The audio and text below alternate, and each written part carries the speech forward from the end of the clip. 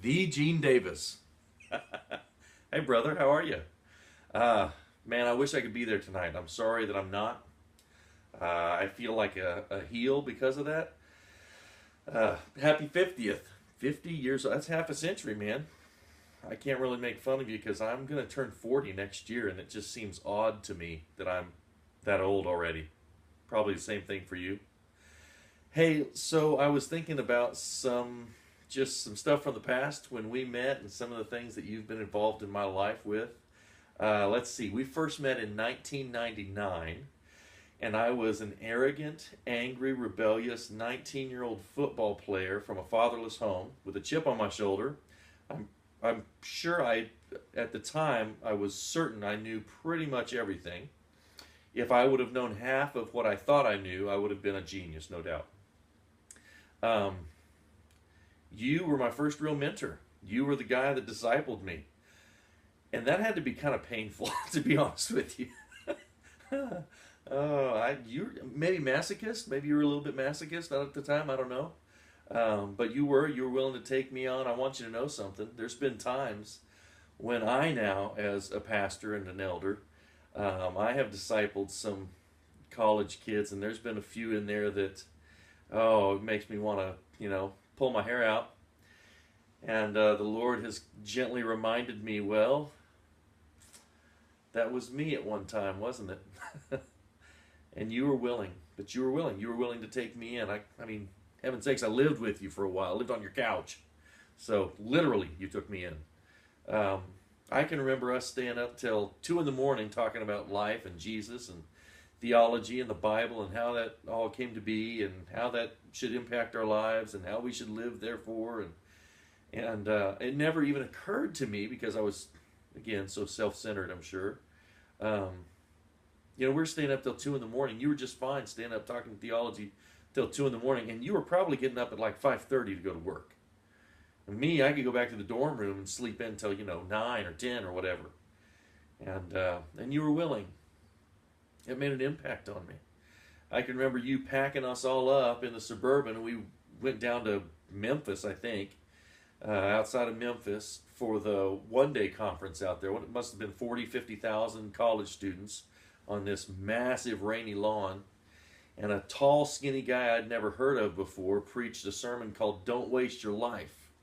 That was John Piper. It was the first time I'd ever heard of him. Actually, that was, I think, may still be his most famous sermon. And I can remember that cutting me to the quick. Just the first 7 minutes that he spoke, I probably could regurgitate to you verbatim. And the rest of it, I couldn't tell you anything else. That just rattled around in my head for weeks and weeks. I can remember us going back to the motel and you being willing to talk with me about it. I can remember it moved me so much because I realized I had some changes that needed to occur, and they were going to hurt.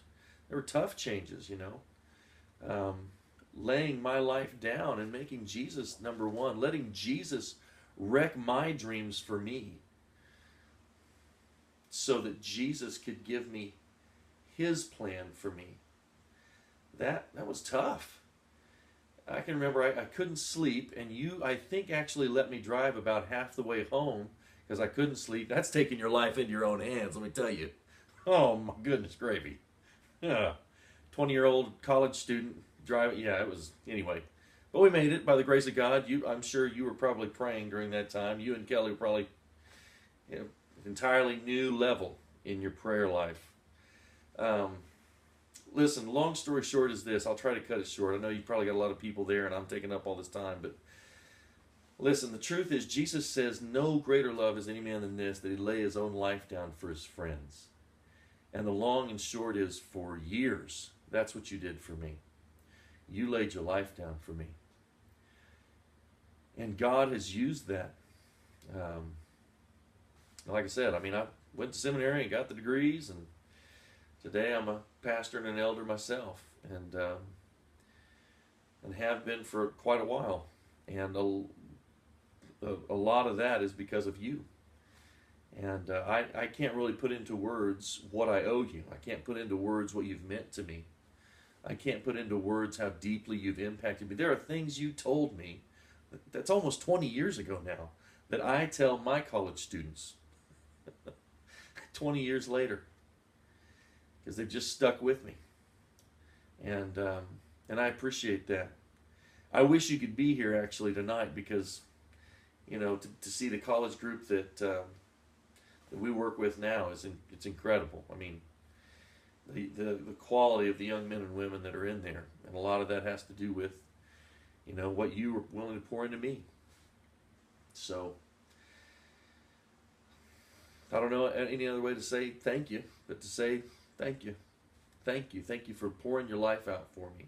Thank you for you and Kelly and your kids, who are willing to allow me to take time away from all of them, and you were willing to pour into me. And I thank you for that. Hope you have a happy 50th birthday. I wish I could be there to give you a big hug. I love you. I am going to get up there to see you.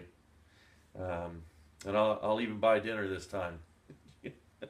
Oh my gosh, your family, they were the ones. You guys never had 2 nickels to spend for yourself.